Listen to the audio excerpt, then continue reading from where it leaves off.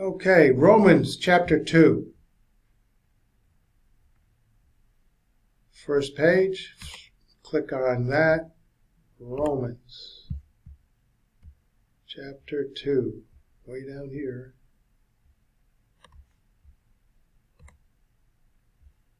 Table of contents.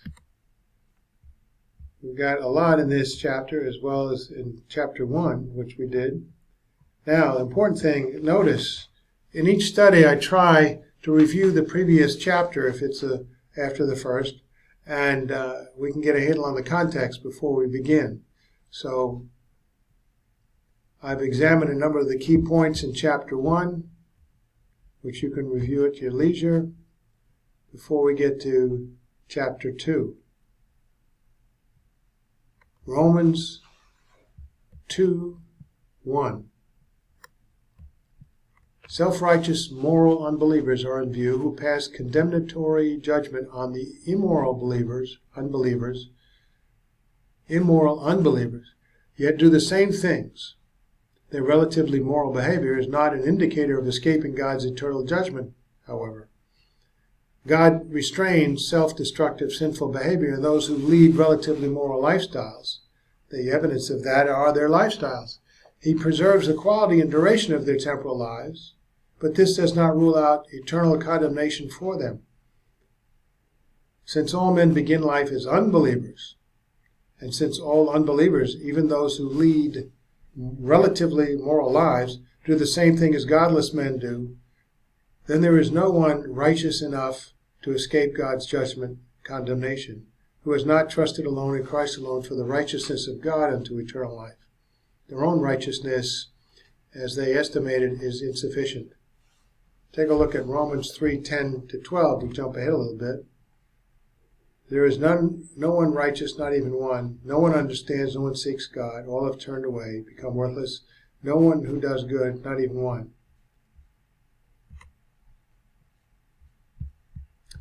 Verses 2-3, God's judgment is based on truth, facts, and reality. Man's judgment apart from God is based on hypocrisy and self-deception.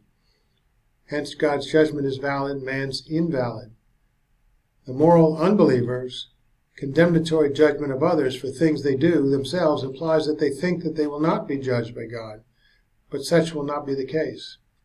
Often religious groups, claiming to be Christian, some other different religions, claim that they're receiving favored responses from God. There's no problem with their behavior.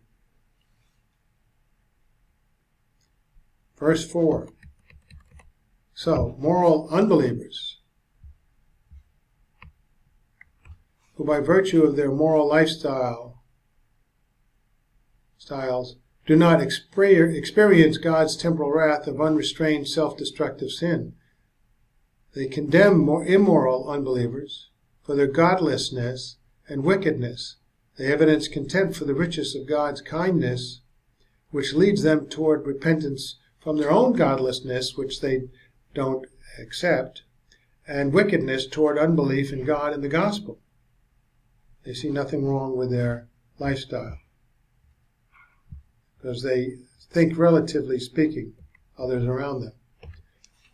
Verse 5, so long as moral unbelievers remain stubborn and unrepentant relative to acknowledging their sins and unbelief in God and the gospel, they are storing up wrath against themselves for the day of God's wrath, when his righteous judgment toward them will be revealed.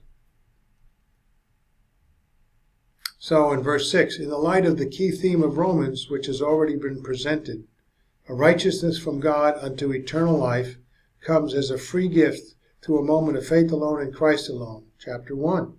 Those individuals who have opted not to accept it through faith must then face God's future judgment, in which God will give each according to what he has done. And that'll fall short, because there's none righteous, no, not one, as we will see in Romans chapter 3. Now in verse 7, all those who have never chosen to believe in Christ to receive a righteousness from God unto eternal life have an opportunity so by human doing, by persistence in doing good, seeking glory, honor, and immortality to receive eternal life. a persistent godly lifestyle wherein sin is absent. But this is impossible with man. I've heard this often. I'm a good person. Compare Romans 2:1.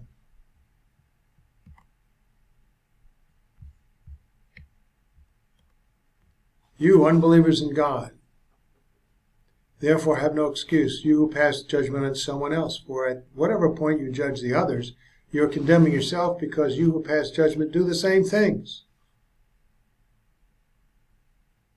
In Romans 3:10 to 12 and 20, there is none righteous, no, not one. But one who persistently seeks God's glory, honor, and immortality, a lifestyle without sin, God will give eternal life. But this is not attainable by man except by faith alone in Christ alone, the gospel, where it is given to him as a gift. Justification by faith alone. Verse 8, God's wrath and anger in this life and in eternity is due to those who are self-seeking and who reject the truth and follow evil, which is all men. Relatively some better than others, but it's still all evil. On the other hand, God's standard of doing good, sinlessness, as opposed to man's idea of good, is affirmed as to what is needed to receive eternal life, which is unattainable by man.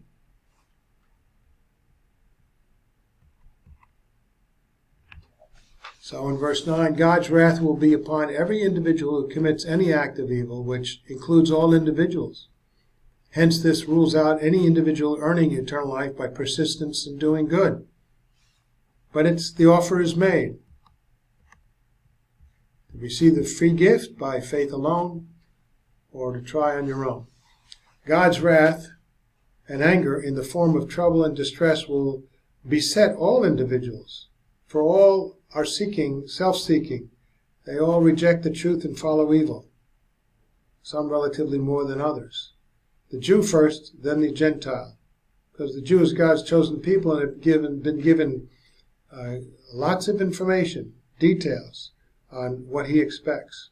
This implies that the Jew is held more accountable because of this, because he has been given special attention by God toward the end of persistence in doing good, which later verses indicate, among other things, the Mosaic law. Is what a gift that was to them.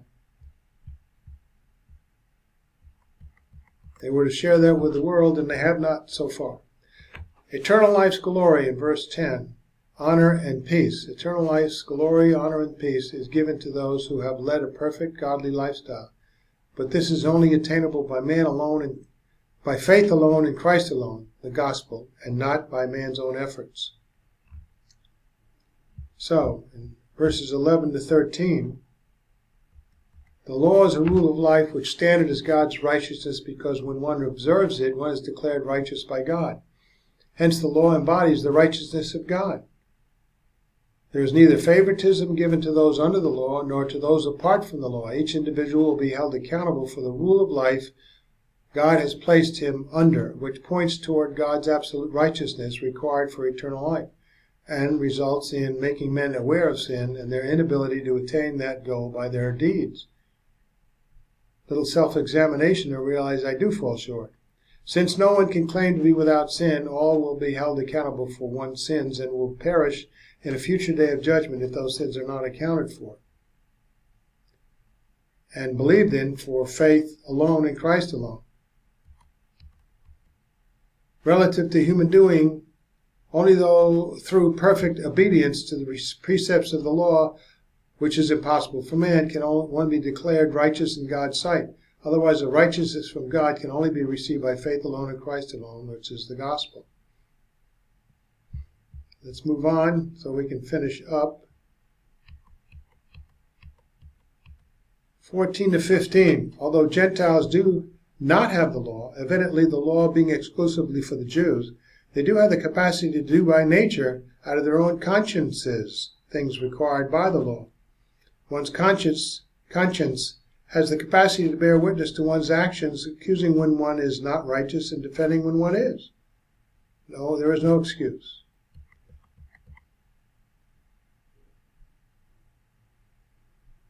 A day or period of time in verse 16 is dedicated to judgment of all men by God in the future, and that's what's in view here.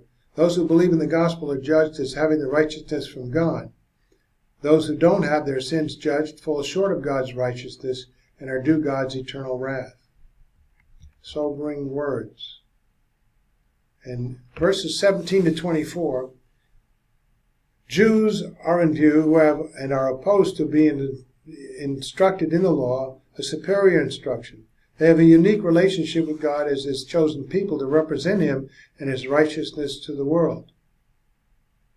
They're supposed to be instructed in the law, but most of the time they twisted it enough to take out the actual righteousness available to them by faith alone. The law is the embodiment of knowledge and truth in the sense that it is the source upon which knowledge and truth is made concrete and perceptible.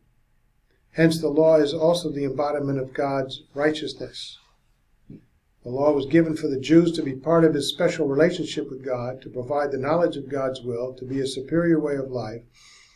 And it is not those who hear the law, but it is those who obey the law who will be declared righteous, to be a guide for the blind and a light for those in the dark, to be an instructor of the foolish and a teacher of infants. They fell short of that. The Jews were given the law by God in order to represent God and His righteousness to the world. They falsely claimed to rely on it and constantly violate it, causing God's name to be blasphemed among the Gentiles. God's name is blasphemed among the Gentiles because the Jews dishonor God by constantly breaking the law, yet hold themselves up as superior to the Gentiles. They have a unique relationship with God as His chosen people to represent God and His righteousness to the world through obedience to the law, their unique possession. They claim they rely on it faithfully, but they did not. So, moving on to 25, the circumcision in view in this passage historically began after Abraham believed God's promise of eternal life, and God accounted it to him as righteousness unto eternal life. So when he believed, he got the accounting of righteousness as a free gift. And we go into Genesis 12, Galatians 3:16, and 13, and especially compare Genesis 15, 1 to 6. Go through it in detail. This is the gospel given to Abraham. And notice verse 6. Abram, before he got renamed Abraham, Abram believed the Lord, and God credited to him as righteousness. And this is memorialized in Romans chapter 4 by the Apostle Paul, the model by which we are all to believe in the gospel. So after Abraham believed in God's covenant for Abraham and his seed of eternal life and temporal blessings, God commanded circumcision of Abraham and all in his household to affirm this everlasting covenant, which symbolically represents the righteousness of God reckoned to Abraham, justification, and all who believe in the gospel as Abraham did. That goes throughout the ages.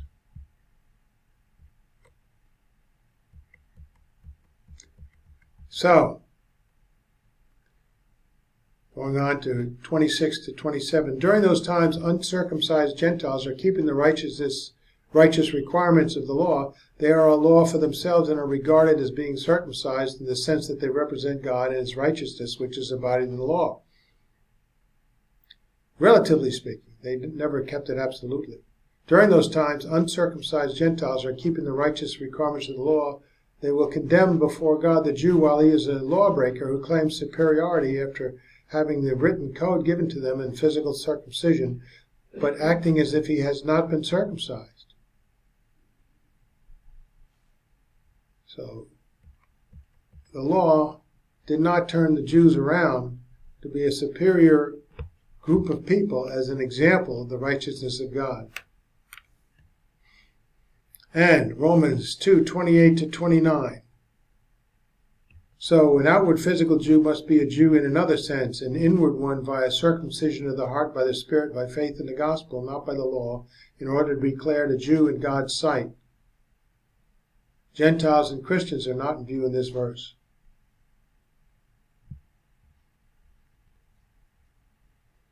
There's your chapter 2.